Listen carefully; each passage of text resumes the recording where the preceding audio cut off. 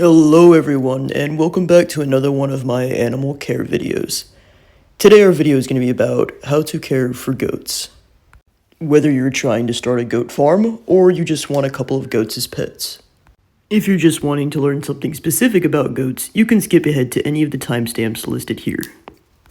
As always, let's start off with a quick introduction to raising goats. There are many different reasons why someone might keep goats. For some, goats are pets and companion animals. And for others, goats sustain their family through milk, meat, or even as a source of income. Many people have different reasons for why they raise goats or why they want to raise goats.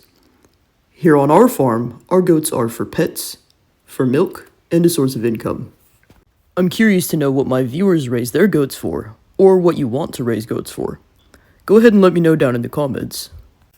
If you haven't gotten any goats yet, there are a few things you should decide before bringing home your first goats. We are going to discuss each of these points in detail in this video. Be sure to like and subscribe and hit the notification bell to get notified the next time we post any animal or farm related content. We'll be posting a lot more tutorials and guide videos soon. Goats can be an amazing addition to any farm or homestead. But what type of goat should you get? Well, let's talk about the different breeds of goats. Did you know that today there are about 200 different breeds of goats? It would take a long time to talk about each of those breeds individually, so in this video I'm just going to talk about some of the most common breeds that I see. 5 of the most common dairy goat breeds are the La Mancha, Nigerian Dwarf, Nubian, Alpine, and Saanen goat. As for meat goats, the 5 most common breeds that I see used for this purpose include Boer goats, Spanish, Kiko, Anglo-Nubians, and Savannahs. The most common breeds I see used as pets are Nigerian Dwarfs, African Pygmies, and myotonic goats, or also known as fainting goats.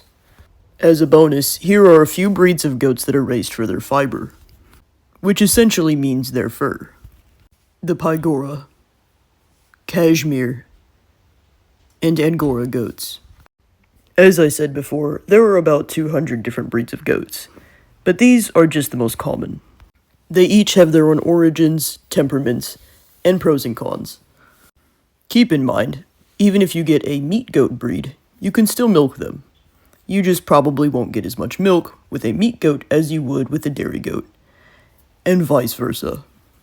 And regardless of what their breed is intended for, I personally believe that all goats make great pets. Something you should also keep in mind is that all goats, unless they are polled, will be born with horns. When a goat is polled, it means they are born naturally without horns. When you see a goat that isn't polled, but still doesn't have any horns, that probably means they were disbudded when they were a couple days old, which means to remove the horns as a baby. If you choose to disbud your goats or not disbud your goats, that is your personal choice. There's a lot of debate around the subject, and that debate doesn't belong in this video. As you can see from my videos, I choose not to disbud my goats, and therefore they have horns.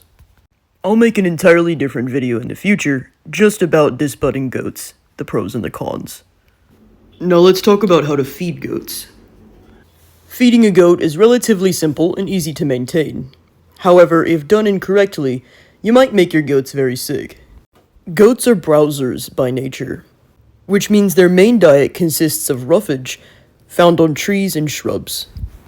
Because of this, goats are often used to clear brush from land, and they're very good at what they do. Even if you're keeping your goat as a pet, goats should always have access to pasture. Because they are browsers, goats prefer to eat broadleaf plants such as weeds, shrubs, and trees, opposed to grass.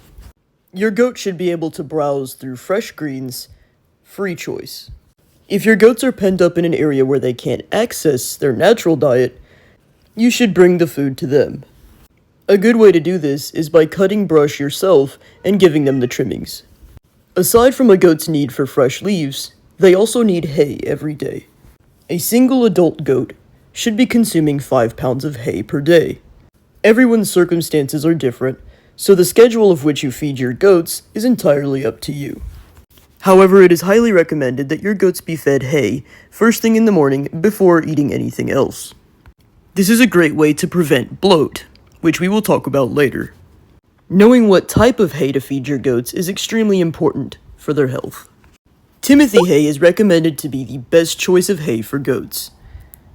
This is because all goats, no matter how old they are or no matter if they are males or females, can thrive off of Timothy hay. Another choice of hay to feed your goats is alfalfa. However, it is very important to note that alfalfa hay should never be given to male goats, as in males, it can cause a condition known as urinary calculi. Only lactating female goats or their very young babies should have alfalfa hay. Generally speaking, it is advised to avoid coastal hay or Bermuda hay when feeding goats. However, more research is needed on the effects of feeding coastal or Bermuda hay to goats. As with any other animal, it's important to make sure your hay is stored correctly and hasn't developed any mold. Aside from feeding your goats hay and fresh roughage, your goats should also consume mineral every day.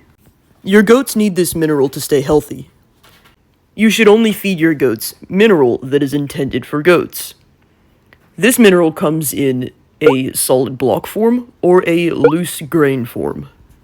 You can give your goats either the block of mineral or the loose mineral, whichever you prefer. However, loose mineral is the better choice, since it gives your goats more balanced portions. And it's widely believed that goats like the loose mineral better than the block. Needless to say, just like with any other animal, your goats should have access to fresh, clean water at all times. It's okay to give your goats treats in very small amounts, just make sure what you're feeding them is okay for goats. Here's a good chart showing what treats goats can and cannot eat. The subject of feeding grains to goats has some debate around it. Such a topic would be better discussed in a longer video all of its own. However, just for this video, it should be noted that male goats should never be given grain. Just as with alfalfa hay, grain is known to cause urinary calculi in male goats. When fed to goats in general, high amounts of grain have also been known to cause bloat. This is something to consider when you're deciding whether or not to feed grain to your goats.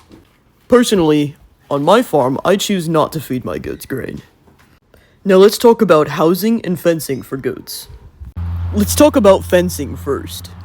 If you're choosing to free-range your goats, I do have another video on my page all about free-ranging goats and the secrets to free-ranging goats on my page that I will link here and in the bio below.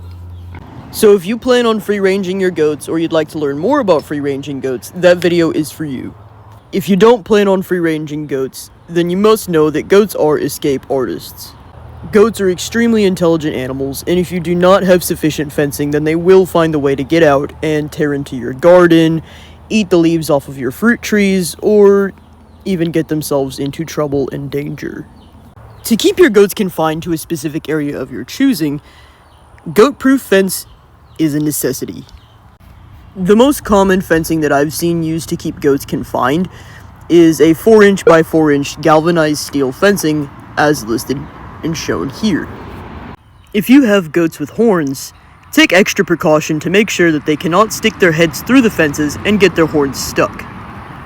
In most cases, fencing like barbed wire, wooden rail fences, pipe fencing, or chicken wire will not keep your goats contained. Your goats are going to try their hardest to escape their confinement, whether it be rubbing up against the fencing and putting all of their weight on it, which for weaker fences could bow them in or knock them down. Your goats will try to jump over your fences or use other objects that are near your fences to climb over. These are things to keep in mind when you're installing your fence before you get your goats.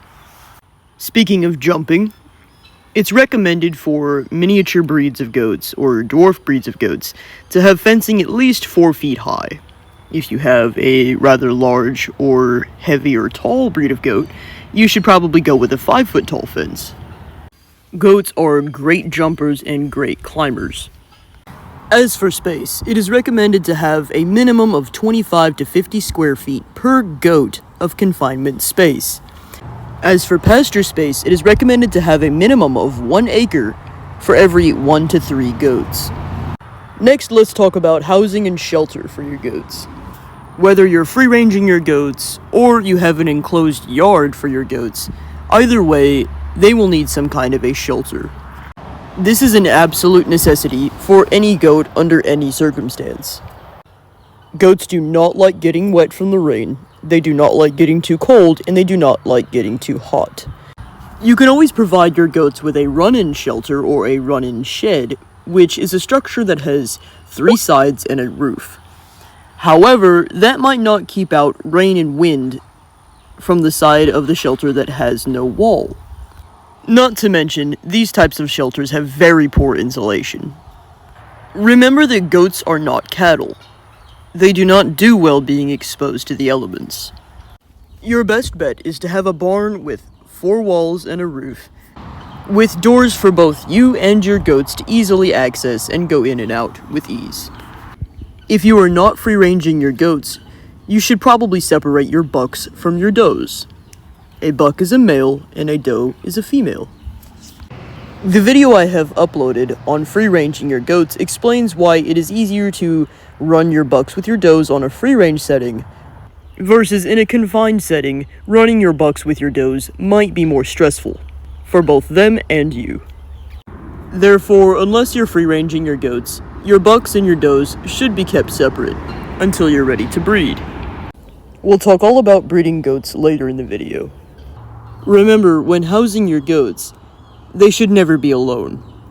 Even if you have 3 does and 1 buck, your buck should have a friend of his own. Remember that all herd animals inherently suffer from separation anxiety. If you have does with kids, you might consider building individual stalls within your barn or shelter so you can separate the mothers who have kids or the mothers who are due for labor from the other goats.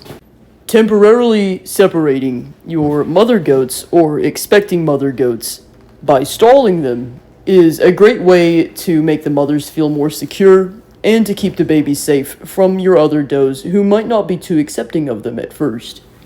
We'll also get into goat labor and raising baby goats later on in this video. I know getting into goats is very exciting and you want to bring home your goats as soon as possible. Trust me, I know the feeling. However, it's very important to make sure that your goats' enclosure, their home, their habitat, whatever you have set up for them, is already ready before you bring your goats home. Trust me, it will save you a lot of stress to have their environment ready for them before they get there. I plan on making a video about the top mistakes I made when I got my livestock in a future video. However, this is one of the mistakes that I made that I'm advising that you guys don't make. Just trust me, it's a great idea to make sure absolutely everything is 100% ready before you bring your first goats home. As for what should be included in your goat's barn or enclosure, is pretty simple. You should always make sure that there is fresh bedding that is not too soiled or wet or moldy or infested with parasites. For goats bedding, you can use pine bedding or straw or even shavings or paper bedding. Just make sure that whatever bedding you use is not very dusty, as dust in the bedding or dust in the air can cause respiratory illnesses. That pretty much goes for any animal you raise. Now, if you're trying to save some money, I noticed that goats are notorious wasters of hay. If their hay falls and hits the ground, they most likely will not touch it and will not eat it. So, to avoid spending extra money and losing money in the process, you can always use the hay that they waste as bedding. The only downside to using wasted hay as bedding that I've noticed is you will have to change it twice as frequently because hay isn't exactly very absorbent or moisture-proof or odor absorbent. However, it does create a good bulk bedding that is warm and insulated and soft. If you're worried about your goats trying to eat this hay bedding after they have soiled it, trust me, they won't. Goats are very clean animals and they have an instinct not to eat soiled hay. Fresh food and water should always be provided inside your goat's shelter and outside of your shelter. I also notice it's a pretty good idea to keep free choice mineral in the goat's yard as well as in their barn. You can also choose to provide a little dish of free choice baking soda. I planned on touching on this on the common illnesses section of this video, but I'll mention it here too. If you provide baking soda as a free choice for your goats, if they ever suffer any kind of upset stomach, which could lead to bloat, they will actually self-medicate using baking soda to prevent bloat. The rest in terms of housing is pretty self-explanatory. Just make sure that your goats don't get too cold in the winter or too hot in the summer. If you're noticing that your goats are a bit cold in the winter, you can always try to add more insulation to your barn.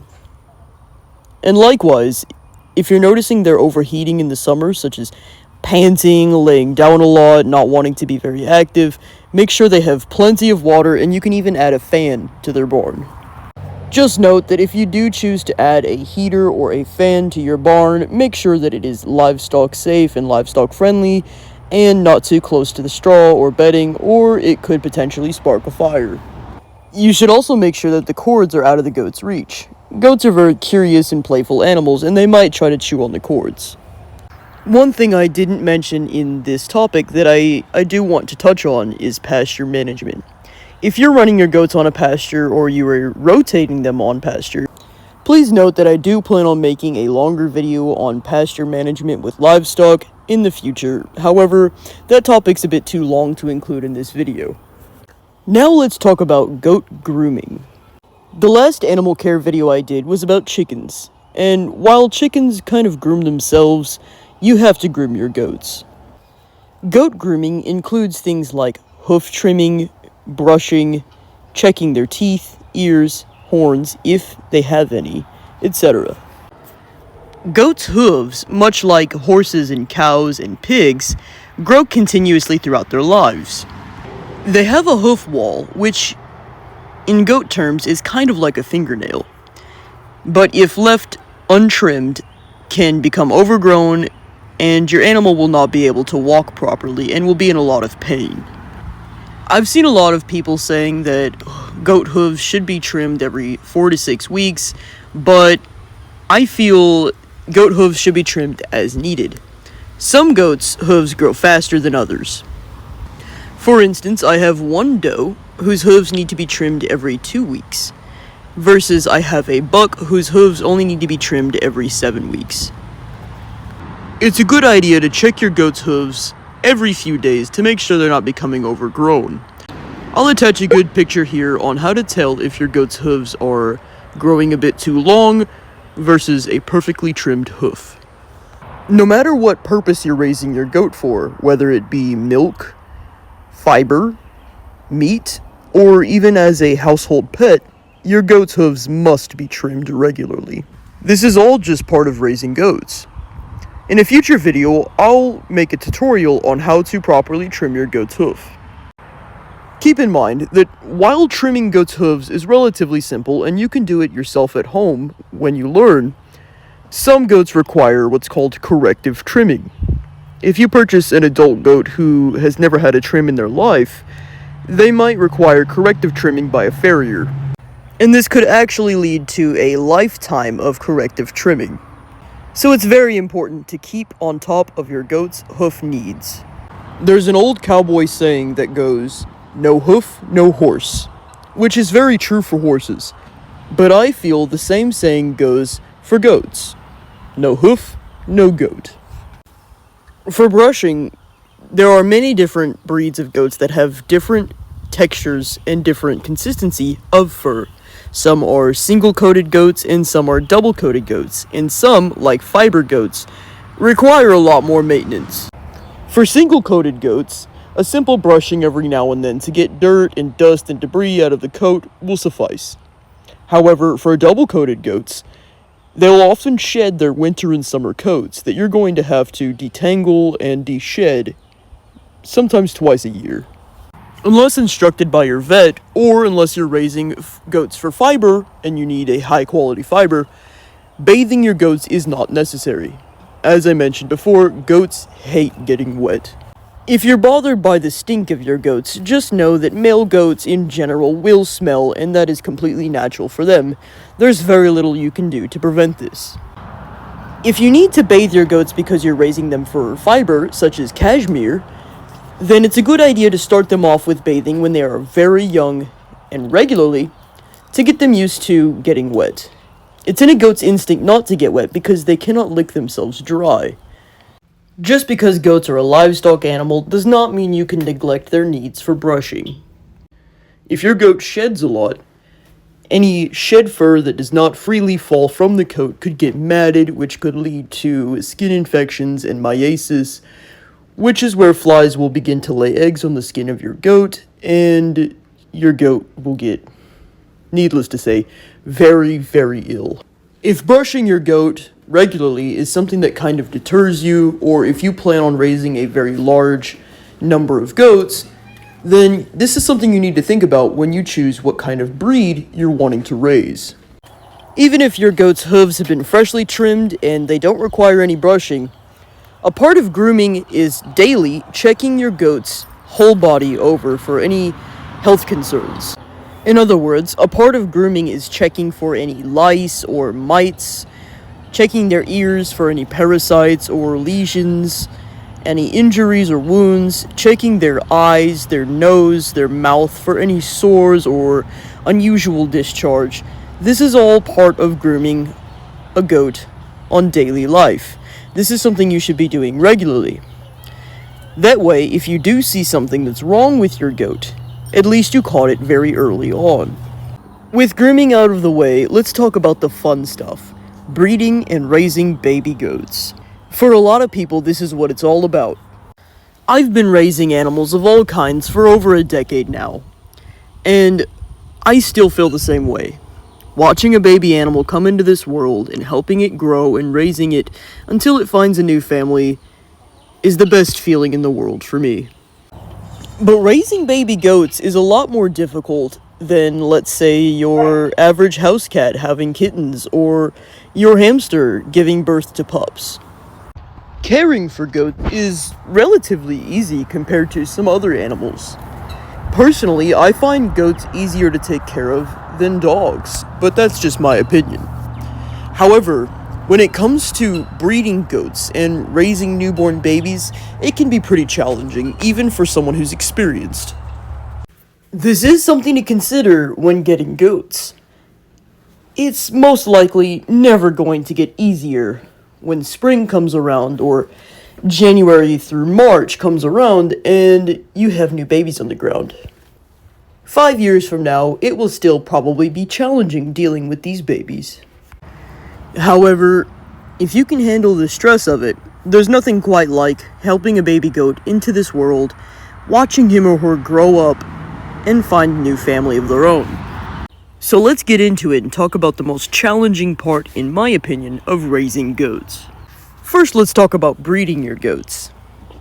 Goats, just like deer and some other animals, have a period that they go through each year called the rut. Now, if any hunters are watching my video, they might be familiar with the term rut, because deer every year go into a rut which opens hunting season. This is because goats are very closely related to deer. If you look closely at a goat's body structure, hoof structure, diet, so on and so forth, you can actually start to see these connections between goats and deer.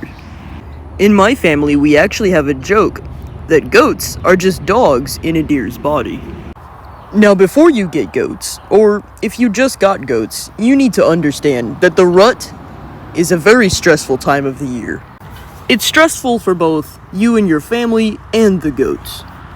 Now first, let's define the rut. The rut is the breeding season. Goats have a natural breeding cycle to breed in the fall.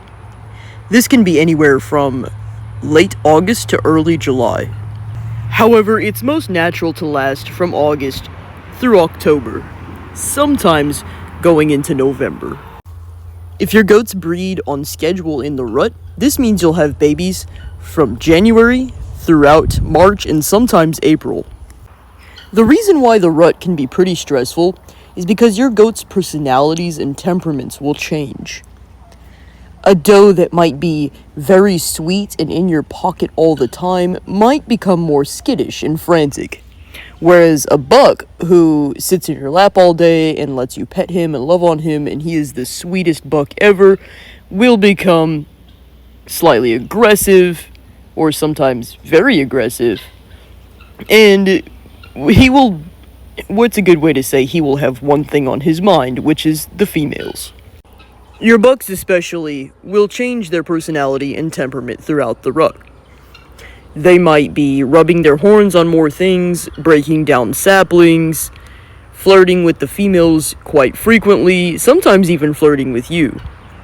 They will be urinating on themselves and other things to mark their territory, and they might act more aggressively to you or other animals on the property to impress the females and establish their territory. Typically, this testosterone-fueled and sometimes funny behavior tapers off and slowly goes away after the rut, typically. It's important to note that even if you have just one goat or if you have two males and you're keeping them as pets in your house, even if you have no females around, the bucks will go into a rut regardless, unless they are weathered. Even then, sometimes weathered goats can still display rut behavior. This is just one of the reasons why I think that goats do not belong in the house instead of in a herd setting, but that's a video I'll cover in the future. You have several options in terms of breeding your bucks with your does. You can choose to free-range them and allow your bucks and your does to decide when they breed. But you might have a chance that your does will not get pregnant that year. Sometimes it just happens. The goats are allowed to decide when they want to breed and when they don't want to breed.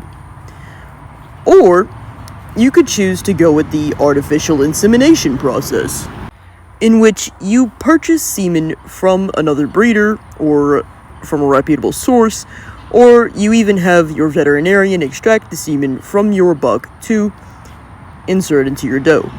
Artificial insemination should never be performed unless you are trained or unless you're having a veterinarian do it. Unless you know what you're doing, artificial insemination done at home could potentially severely injure your buck or your doe. If you're allowing your buck and your doe to breed naturally, the courtship process could look a little strange, but it is the most comical thing about owning goats. The bucks will woo the females through all sorts of funny and strange noises and gestures. This is where the meme online comes from of the goat making farting noises with his mouth. That goat is actually flirting. I'll include a clip here of my goat from my TikTok video making a generic and common flirting gesture.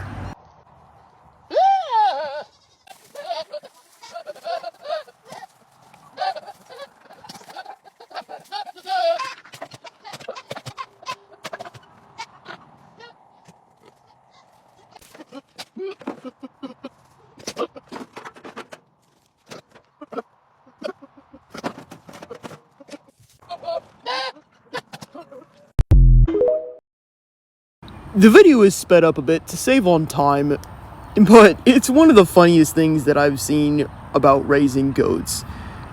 The bucks flirting with the females, and when the babies are born and they're jumping around, are some of the funniest things ever.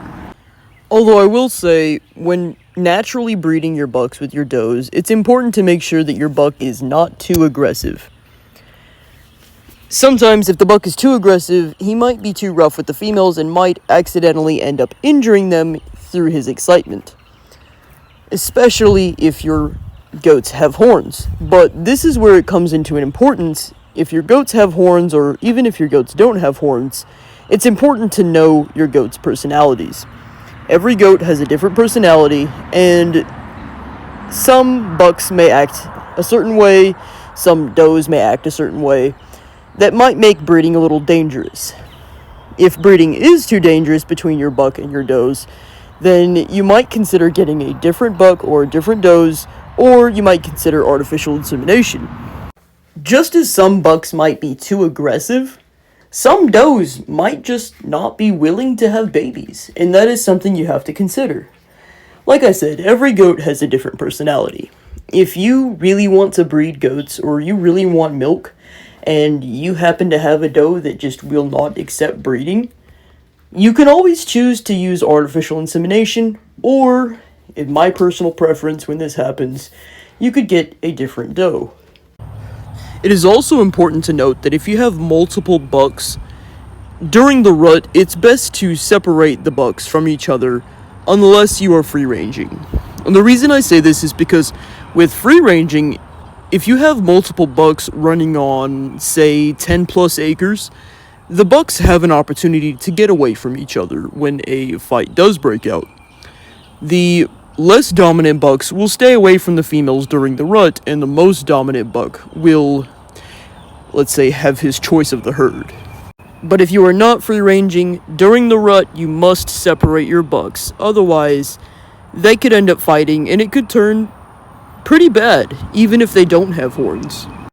Now let's talk about wethers during breeding. A weathered goat is a male goat who has been castrated. Wether goats are most often either kept as pets or kept as an indicator for when the females are ready to breed. Let me give an example. You might be keeping your bucks away from your does. So, how do you know if your females are ready to breed? It's a breeding season. How do you know if they are willing and wanting to breed? Well, an easy answer to that is to keep a wether, which again is a male who is castrated. If you have a wether, you would keep them housed with your females. He cannot breed with them, so there is no issue there. And most wethers, if they are castrated correctly, end up not having the same temperament as an intact buck. However, even if a wether does not act like a buck and cannot get the females pregnant, he still knows the smell of a female who is ready for a male. Therefore, keeping a wether with your does, your wether will actually display mating rituals with your females. Sometimes a wether will flirt with the females or rub his face on them more often than usual, and in general just be infatuated with the females when they are ready, when they are in their estrus and it is the rut. This is a great indicator to know your females are ready to be introduced to the bucks, especially if your does are accepting of the wether. It should be noted that you should make sure that all of your does and your buck are healthy before breeding. A vet check should be done if you can afford it to make sure they are clear of any genetic or viral illnesses, and in general, just make sure they are of a healthy weight before they breed. So now your does are pregnant and you're soon to expect babies. Now what? A goat's gestation lasts anywhere from 145 to 155 days. However, the average is usually around 150 days. During pregnancy, it's a great idea to feed your doe alfalfa hay. Adequate food and minerals are very important during this stage.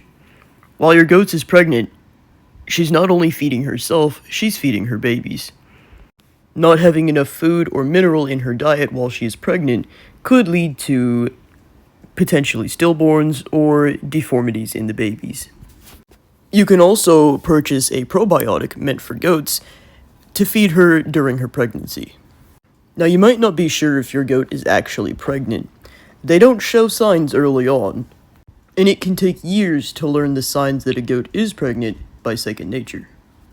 A good way to be 100% sure if your goat is pregnant is to have your veterinarian do an ultrasound on your goat. However, not everyone can afford this. So here are a few good ways that you can tell, almost always accurately, if your doe is pregnant or not without an ultrasound. When a goat is pregnant, they carry their babies on the right side of their belly. On the left side of their belly is where their rumen is. So if you're seeing your goat have a large left side of the stomach sticking out, that just indicates a full rumen.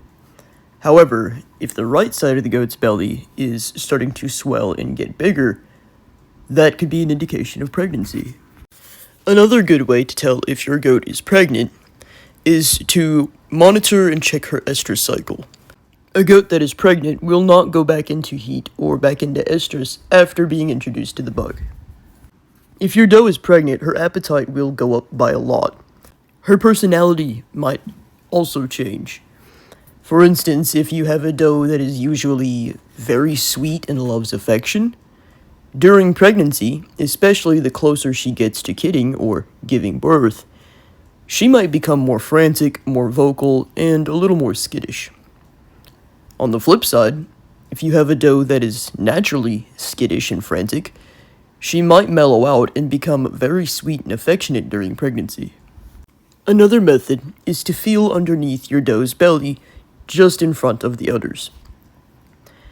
About 2 weeks after you suspect your goat has gotten pregnant, you can feel the skin underneath her belly just right in front of the udders.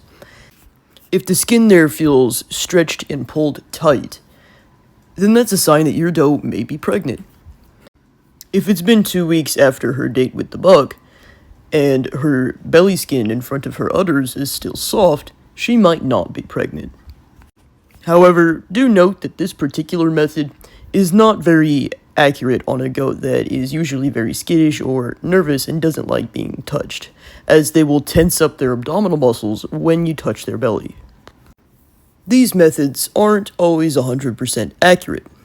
The only true, accurate way to tell for certain if a goat is pregnant early on in her pregnancy is to do an ultrasound. Now, your doe has been pregnant for, let's say, 140 to 145 days. You're expecting babies any day now. What do you do? A good way to tell if your goat is imminently due in labor within the next couple days is to look at her udders. Goats, before they give birth, a few days before, or with some goats, a couple weeks before, will bag up, meaning the udders fill with milk. This will be something that is very noticeable. They'll almost appear to swell like balloons, seemingly overnight. Their behavior, a couple days before they give birth, might drastically change overnight. They might begin nesting, or secluding themselves from the herd. They might be vocalizing more, and they might be losing their appetite, or maybe their appetite will increase tenfold. Now, when your goat is due imminently within the next 24 hours, you'll be able to tell by her ligaments. These ligaments are located on the hips attached to the pin bones. These ligaments lie on either side of the goat's tail. On an average goat, these ligaments are always present. Here's a good picture to show you where the ligaments are located on your goat. When your doe is getting close to her due date, it's a good idea to be checking her ligaments frequently, which I would say I recommend to do once or twice a day. If she is not going into labor just yet, you will still be able to feel these ligaments right beneath her skin. Learning to feel and identify the tail ligaments of a goat to tell whether or not they're imminently going into labor is a skill that takes some practice. Don't beat yourself up if you can't figure it out right away. It took me almost 2 years before I could identify a loosened ligament or a present set of ligaments automatically. Goats are relatively simple animals to raise, but when there are certain bumps in the road, especially when delivering baby goats, things can get pretty stressful. Just don't beat yourself up and don't get discouraged if you don't get the hang of it right away. It'll just take some practice, it'll take some time, and within a couple years, you'll be a pro. To check your doe's tail ligaments for any imminent signs of labor, take your thumb and your index finger, and, as shown here, gently pinch on either side of the tailbone. You should feel, if the pin bones are still present, 2 ligaments on either side of the tail that feel kind of like pencils under the skin. These are the pin bones. If you are gently pinching and putting pressure around the tailbone, and you do not feel these 2 pencil-like ligaments, That means the ligaments have dropped or loosened. Labor is imminent if you cannot feel the tail ligaments whatsoever and they seem to have just disappeared. Do note that if you can still feel these ligaments a little bit, you can still feel them in there, your goat is not going into labor just yet. The labor process will not begin until the tail ligaments are 100% gone. There are a few other signs that your goat is in labor that you should be familiar with. I'm going to post a longer video in the future that is entirely about goat labor signs and how to identify them. But for this video, I'm just going to list some of the most prominent things. When your goat is going into labor, she may become very restless. She may be getting up and laying down frequently. She may be pawing at her bedding and stretching. If your goat is going into labor, her vulva may also look noticeably swollen. When your goat goes into active labor, this is when pushing begins. When your goat starts having contractions during active labor, and she starts actively pushing, it's a good idea to get out your stopwatch and time how far apart the contractions are. The closer together in time the contractions get, the more imminent the baby is. I'll go more in depth about this on a different video. If you're able to, and if it can be helped, it's very important that you sit with your doe during labor. You want to make sure that nothing goes wrong in the birthing process. After your doe begins pushing, if nothing happens within a couple hours, it might be time to call the vet. Likewise, if your doe is pushing for some time and you notice a water sac that you can see, the baby should be born within 30 minutes to an hour. If the water sac is presented and the baby does not arrive within an hour, it is also time to call your vet. In these instances, the baby goat could be breached, which means in the wrong position for birthing. Here's a good chart showing the correct and incorrect positions for birthing, which could lead to a breached baby. Unless you're experienced or have been trained by a professional, do not reach in and try to correct the position of the baby. This takes a lot of practice to master, and if done incorrectly, you could tear your mother goat, injure the kid, and could potentially lose both mother and baby.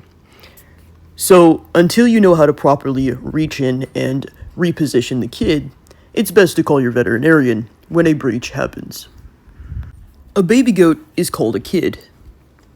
Once your goat's kid or kids, if there are more than one, are born, and you notice excessive bleeding from the mother goat that has not stopped within 30 minutes, you should probably call your vet. It's normal that there will be a lot of blood and fluids that will follow a birth. However, excessive amounts of this is not good. If you take good care of your goat during pregnancy, in most cases, the birth will go along very smoothly with little intervention needed on your part. However, every now and then, you'll have a goat birth that ends up presenting with some issues. That's why it's important to learn how to recognize the signs of a labor that is not proceeding correctly. It's important to have a goat birthing kit on hand and ready well before your goat goes into labor, just in case something does happen. I'll include a list on screen of what your goat birthing kit or goat labor kit should probably contain. Once the baby goat is born, it's important to immediately let the mother lick them clean. This is what ensures a bond between mother and baby goat. However, keep in mind, especially with new mothers, sometimes mother goats reject their babies. Now, in this instance, I'm going to need to talk about what to do about a rejected baby goat in an entirely different video. But one sign to know if your goat has accepted her kid is if she does begin licking immediately or starts talking to her baby, like making these murmuring, very quiet vocalizations to her baby. That is a mother who has accepted her baby. A mother who has rejected her baby will actually attack the baby. If you try to move the baby to her face so that she can lick the baby and instead she headbutts, shoves, or pushes the baby away, Give her a little bit of a break. She may still be in pain from the actual delivery, and she may just need a minute to recuperate. However, if you try again in the next 10 minutes and she attacks the baby again, she has probably rejected her kid and will not care for it. In this instance, you'll need to care for the baby yourself. However, I noticed that most goats are great mothers. Even first-timers, most of the time, make amazing mothers. And it's very rare that a goat will react this way to their baby. However, if it's possible, for the safety of the baby, it's important to allow the mother to groom the baby and lick them clean as soon as possible after delivery. This will ensure that they have a strong bond and she will take good care of this baby. Even if you plan on bottle feeding the baby, it's important to allow the mother and the baby to have this time to bond. If it's chilly out, you can help the mother goat clean the baby by rubbing a towel along his body, or her body, to clean off some of that extra fluid. However, in most instances, the mother can clean their babies off very well. It's important to not allow the baby goat to get chilled, which is, under cold conditions, the baby goat staying wet for too long. Something you should also do after the baby goat is born and delivered is to dip their umbilical cord in iodine solution. This will prevent any infectious bacteria from entering the open umbilical cord until it dries up and falls off on its own. It's very important to let this process go through naturally of the umbilical cord drying up and falling off naturally.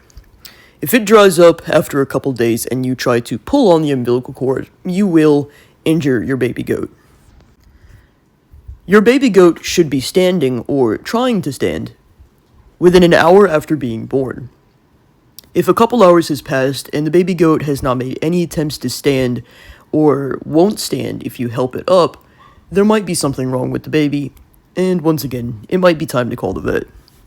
The mother, on the other hand, will probably still be exhausted and in pain from the delivery process, so it's a good idea to let her rest. However, if within 5 or 6 hours she's still refusing to stand, seems to be still in visible pain, it's time to call the vet. Even if you plan on bottle feeding your baby, you must allow the baby goat to drink from the mother's milk for the first couple days. This is so that the baby can get colostrum in their system, which will support their immune system and make them a much healthier, stronger goat in the long run. The first few sips of milk that the baby ingests will contain natural colostrum from the mother. Unless there is a problem like your mother goat rejecting your kid, in which case you can probably purchase colostrum at your local feed store that is meant for baby goats. Now, if you have your heart set on bottle feeding, personally, I don't bottle feed my goats. I allow the mothers to nurse them naturally, but this is all personal preference. If you're choosing to bottle feed your baby goat, or you have to bottle feed your baby goat, it is crucial that you do this correctly. Improperly feeding a baby goat with a bottle is one of the number one reasons I see for baby goats not making it. To save on time, since this video is already almost an hour long, I'm going to make another video entirely separate from this one on how to properly bottle feed a baby goat without making them very sick. A baby goat should be entirely weaned from its mother by the time that it's 8 weeks old. However, the baby goat should be trying and nibbling at grasses and hays by the time it's 1 week old. Your goat kid will still need milk throughout this process until they are 8 weeks old. However, as they do get older, their need for milk will decrease, which I will talk about in that other video. It's important to handle your baby goat at a young age to make sure that they're friendly and affectionate and okay with people being around them and touching them when they are adults. However, if it can be helped, I recommend not removing them from the mother completely, as this could cause behavioral issues in both the mother doe and the kid. So I think we've covered quite a bit about breeding, a pregnant doe, goat labor, and baby kids. There is so much more I could have gone over and talked about raising kids, and goat pregnancy, goat delivery, but like I said, this video is already getting pretty long, and there's still a couple of other topics we need to touch on. So keep an eye out on my channel, and I will be posting videos just about those things at a later date. Now let's briefly touch on predators, and the dangers of predators to your goats. All goats, but especially baby goats, are susceptible to attacks from predators. It's your job to prevent a predator attack on your goats. Waiting around for something terrible to happen and then hunting down that predator later is just not right for the predator or for your goats. The best action is prevention. Common predators to goats include bears, mountain lions, wolves, bobcats, coyotes, lynxes, so on and so forth. But even smaller predators pose a risk to your goats. I have even heard of foxes eating baby goats. If you have wild hogs in your area, you might also want to be on the lookout and prevent any hogs from entering your goats' enclosures or snatching one of your baby goats. Although wild hogs are omnivorous, they have often been known to kill and eat baby deer, and occasionally baby goats as well. Along with keeping predators away from your goats, it's also a good idea to keep any wild animal away from your herd.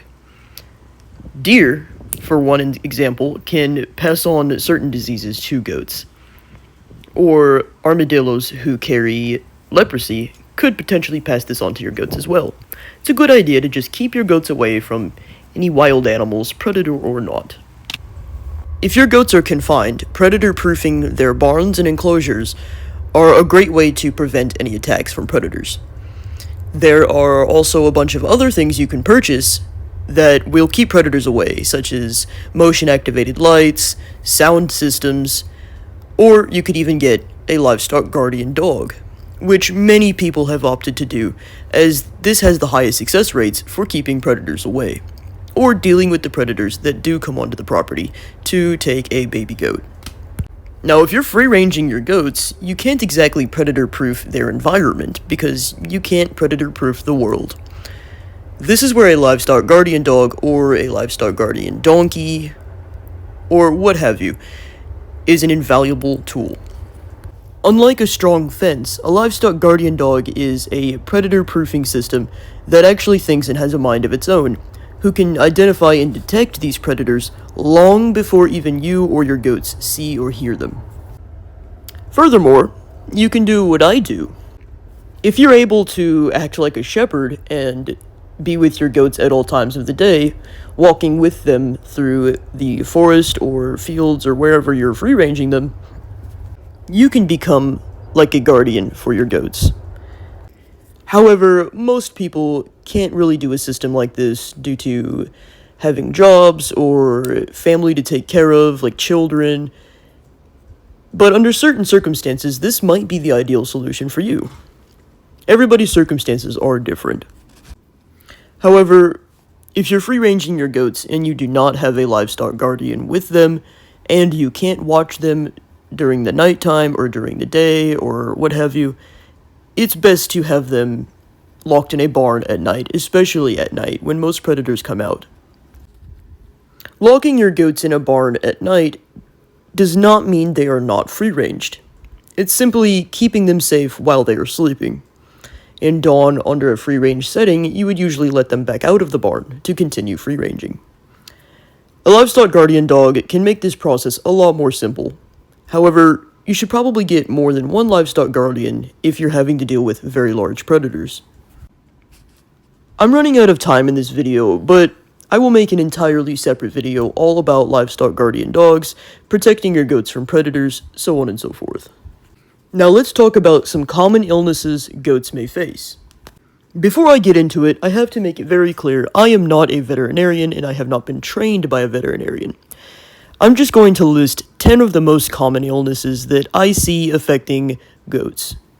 Some of the most common illnesses goats in the US suffer from include urinary calculi, mastitis, CAE or caprine arthritis encephalitis, coccidiosis, CL or caseous lymphadenopathy. Orf, or otherwise known as sore mouth, which is contagious ecthyma, mycoplasmosis, pneumonia, and tetanus. Now, I saved the most common illness that I have seen goats prone to as the last one, which is bloat. Bloat is a very common and very serious illness that goats can get under a variety of circumstances. Bloat for goats is very similar to colic in horses. Essentially, it is a severe upset of the stomach, in particular the rumen, which could potentially be fatal to the goat. In fact, if there is no veterinary intervention or intervention from you, bloat is almost always fatal. Bloat is caused when gases or froth builds up in the rumen and cannot escape. There are several different kinds of bloat that are caused by different circumstances. Two examples being frothy bloat or choke bloat. What you feed your goat can greatly impact your goat's chances of getting bloat. And avoiding certain foods, such as avoiding carrots as treats, which are the number one cause that I've seen for choke bloat. And as I mentioned earlier, too much grains or even too many pellets can also cause bloat in goats.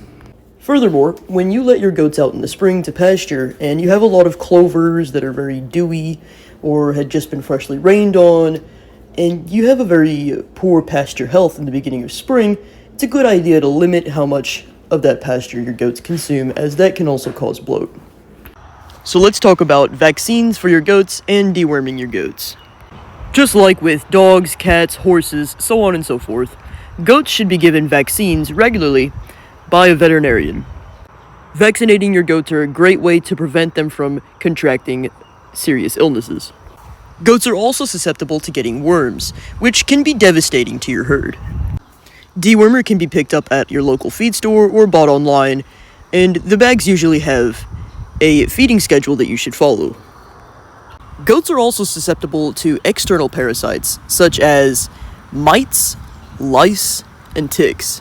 It's a good idea to check your goats every day to make sure they haven't contracted any of these external parasites, and deal with them accordingly. There are several treatments for ear mites you can get for goats, or even lice treatment or mite treatment.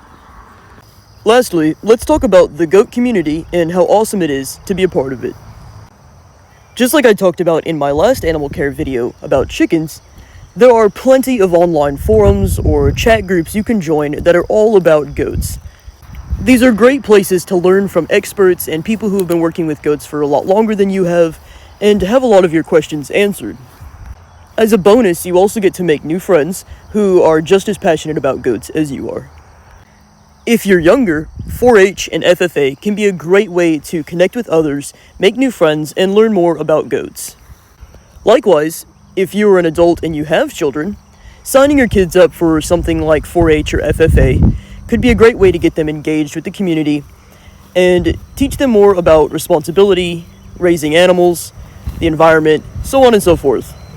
There are also really great scholarship programs that 4-H and FFA often host. Engaging with the community and meeting new people who love goats just as much as you do.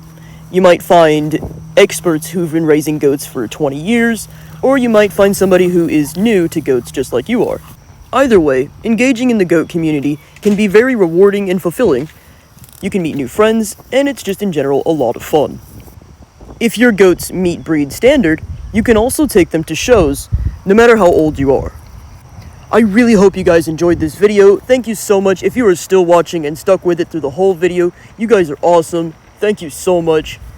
If you guys would leave a like, drop a comment down below, tell me how many goats you have, or how many goats you plan on getting. What are your goats like? I'd like to know about it. Not only that, it helps my channel out a lot. Don't forget to subscribe and hit that bell to get notified every time I make a new video.